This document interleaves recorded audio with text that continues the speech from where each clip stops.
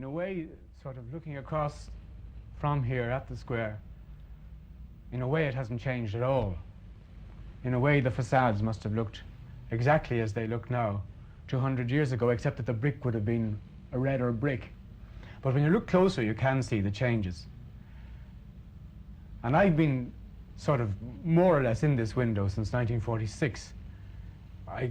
I think I can say I know the area fairly well. I was born over in a nursing home in Mount Street, and I lived when I was young in 76 Merrion Square. And even in my lifetime, there have been changes, because when I was young, there would have been quite a few houses in which doctors still lived with their families. It used to be, in my early youth, primarily a professional square. Now there are more business offices here, and the residential element will have been reduced considerably. There still are, in the odd case, there are people who live in flats here. At the back, you either have parking spaces or you still have small industries. In a way, this kind of mixed use isn't a bad thing. And it's one of the difficulties about the 1963 Planning and Development Act that it has to rely on rigid zoning, which doesn't permit that kind of free, heterogeneous use of property. Looking across at the houses, looking closely at the houses and looking at the houses with a sort of professional eye, you can see that in fact they can't be what they were 200 years ago, because many of the parapet walls will have been rebuilt, many of the roofs will have been reslated. And of course the life in the houses has changed. What's so special about 18th century architecture? Why should anybody admire it anyway? The thing that I find admirable about it is that very plainness. But the plainness of the 18th century architecture is deceptive. You look at it and you sort of see it's a box and there are rectangular windows in it, and you say there isn't very much in that that's different from what you would see in Ballymun or in Crumlin. But there's a great difference, and that is the first thing, of course, is the question of scale. The box is a very special size.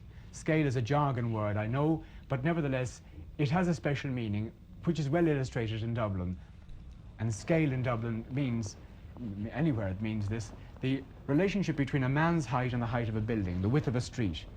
Dublin architecture is such that a man is never embarrassed, as you would be embarrassed walking down that great street in Stockholm, Mr. Samuel's Gatan, where you have the enormous skyscrapers each side and the extraordinary machine-like fenestration. You don't get that in Dublin.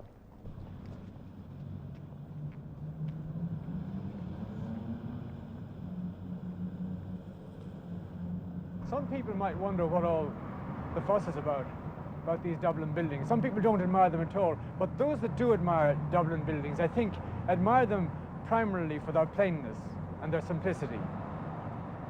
And that plainness is compounded of several things. They're not just simply boxes. In a sense, they're brick boxes, but the texture and the color of the brick adds a great dimension of humanity to the buildings, in my opinion anyway.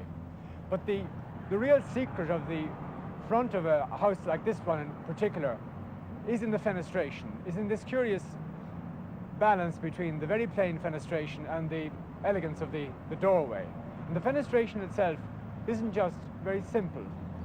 First of all, the unit is a rectangle set on its end.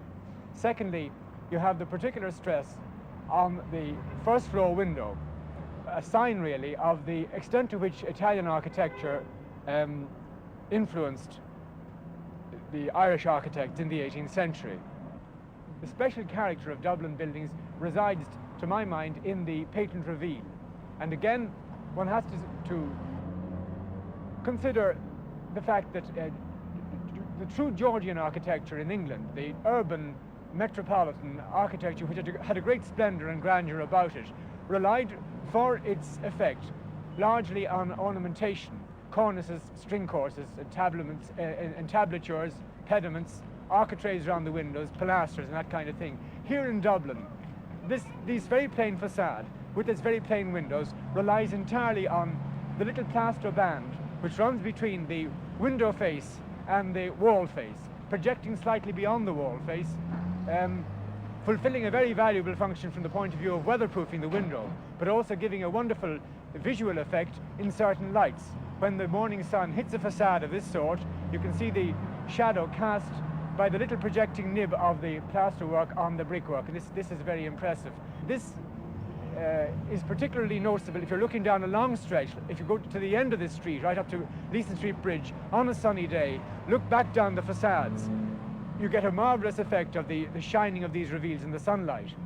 So that while Dublin is changing in many ways, yet there are people who are conscious of the qualities of Dublin. But Dublin is changing in other ways also.